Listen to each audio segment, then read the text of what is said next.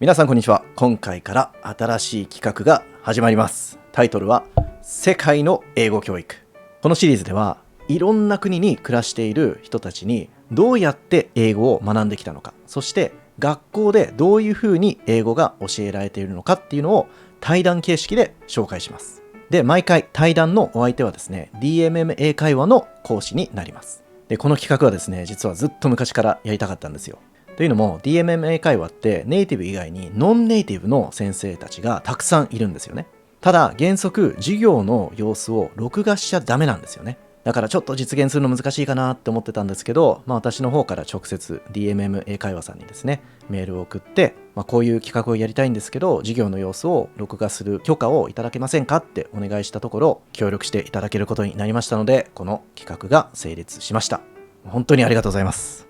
自分の目標はですね、変わらず日本の英語教育をもっといいものにしたいと思っていますので、世界中の特にノンネイティブの人たちがどういうふうに英語力を上げてきたのかっていう話を聞けば、もしかして何らかのヒントになるんじゃないかと思っています。で、さらに言うと、私も厳密に言うとノンネイティブなんですよ。日本生まれで第一言語は日本語なんで。なので、ノンネイティブ同士がこの英語というね、道具を使ってコミュニケーションをしているっていう姿を見てね、なんか英語できると面白いなって思ってもらえる人がね、少しでも増えればいいかなと思っています。で、早速第1回なんですけれども、インドに暮らしているアキラ先生と対談をしました。で、インド英語と聞くと、ちょっと訛りがあるなって印象をね、持ってる人多いかもしれませんが、実は文法とか表現力とか結構ね、高い人多いんですよ。で、さらに世界中の大企業の CEO って多くの場合インド人ってご存知でしたか？例えば Google、Microsoft、Starbucks、シャネルなどは全部 CEO がインド人なんですよ。で、世界的な大企業の CEO になるってことは当然ながら高い英語力だったりコミュニケーション能力が必要なわけですよ。だから昔から興味があったんですよ。インドではどうやって英語を教えてるんだろうと。ということで今回アキラ先生にですね、彼女自身がどういうふうに英語を学んだのかとか、普段どうやって練習しているのか、学校でどういうふうに教えているのか、あと資格試験がどれぐらい重要なのかとか、予備校はあるのかとかね、面白い質問たくさん聞きました。いろんな発見がね、きっとあると思いますので、ぜひ楽しんでください。で、今回ね、ちょっと初回だったので、録画するタイミングをね、ちょっと間違っちゃって、途中からになっちゃうんですけれど、問題なくね、楽しめるかなと思います。では早速、どうぞ。So, you said that you're covering a series. How many countries have you covered so far?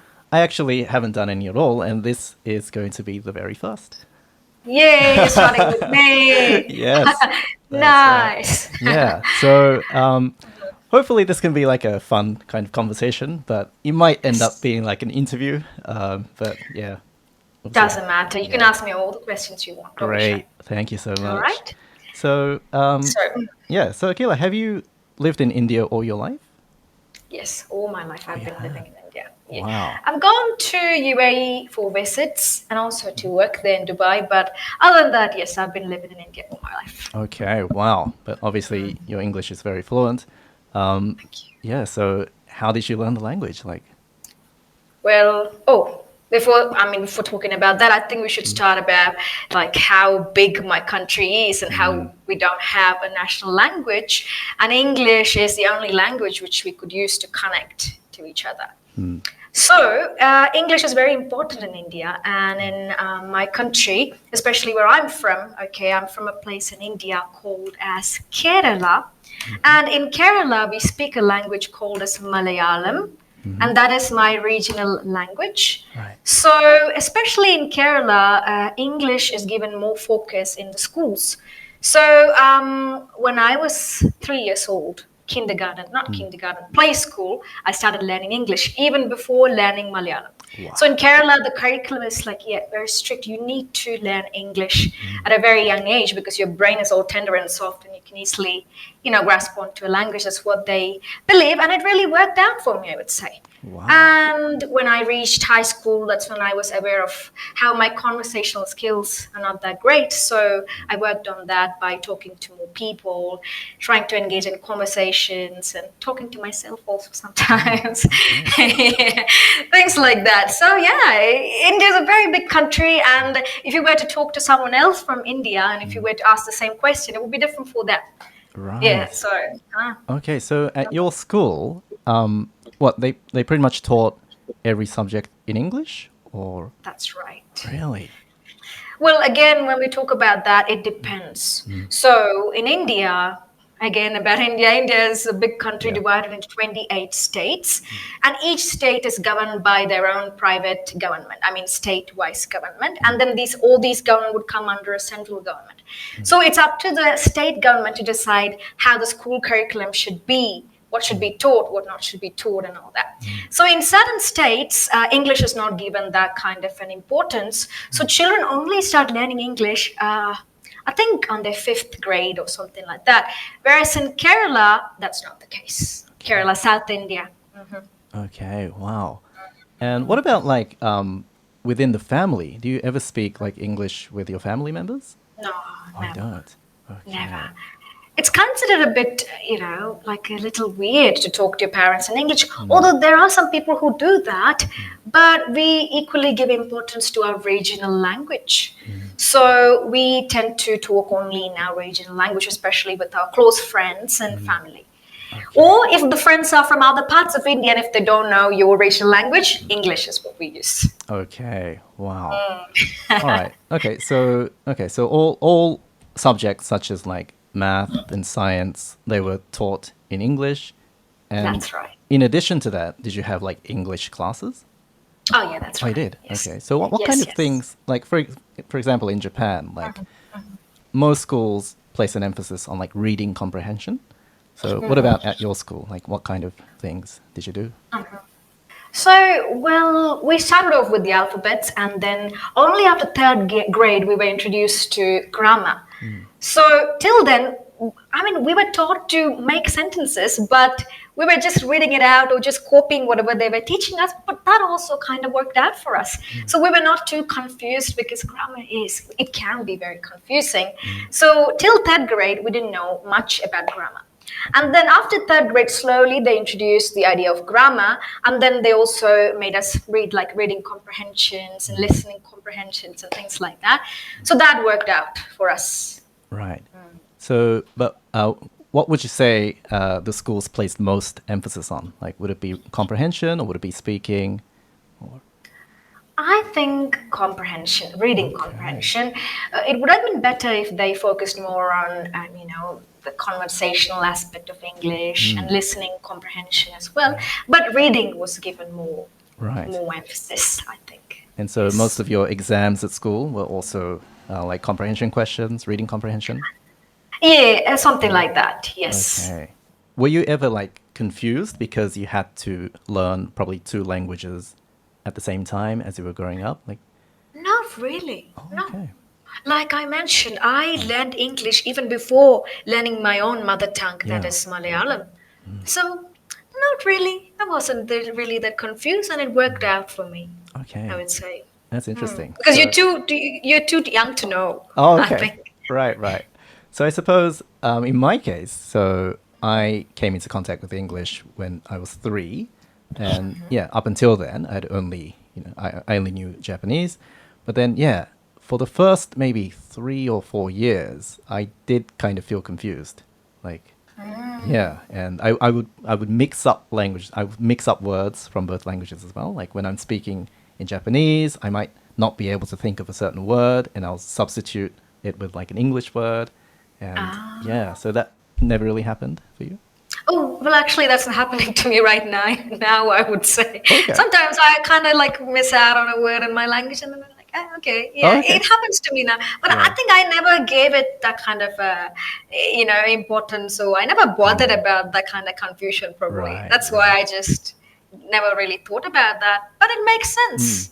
Yeah, and some educators are worried that that might happen if we teach Japanese students, like if we start teaching them from a really early age. So there is a bit of a debate about when the best timing is for students to start learning English. Yeah. What do you think?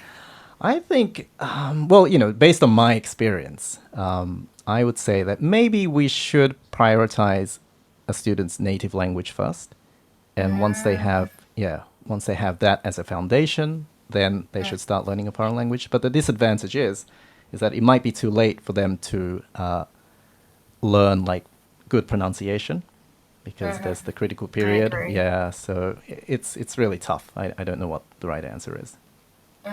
Do you have many native English speakers at Indian schools that help with learning English? Oh, that's a fun question.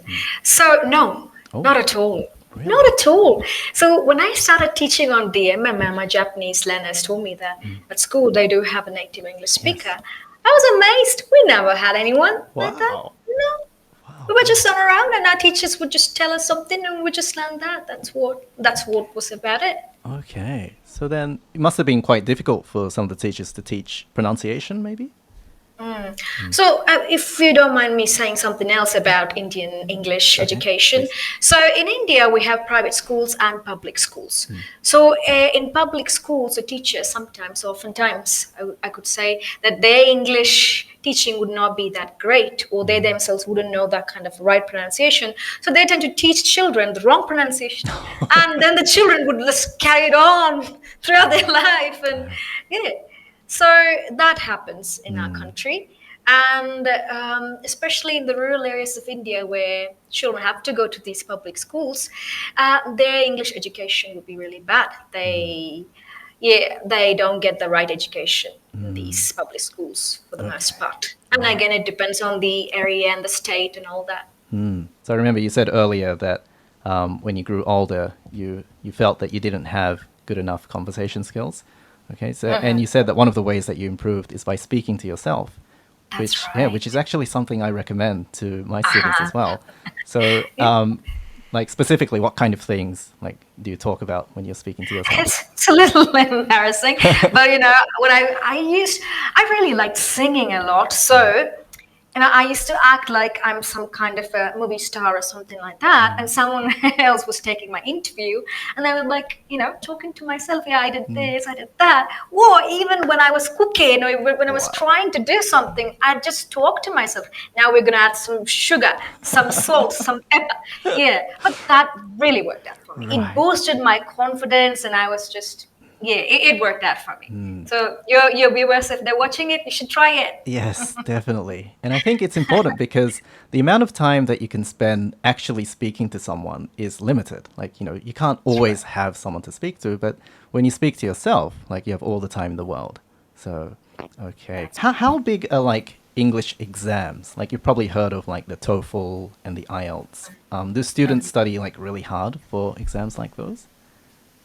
In India, IELTS, yes. Like if I don't know if you're familiar with the situation, because in India right now, youngsters are preferring to go to other countries abroad and pursue a master's or go for some kind of job or something. I don't know. There's a trend going on in India where children, especially youngsters, prefer to go abroad for studies and work, obviously for better opportunities. So for that, some of them require to clear such exams, and they do work really hard for that. Okay. Yeah. And are there actually like what do you call them, like test prep centers where teachers who specialize in IELTS teach these students techniques and things like that? Many centers like that. Whole lot. Right. That's interesting. So that's probably not that much different from Japan because tests are like English tests are huge in Japan.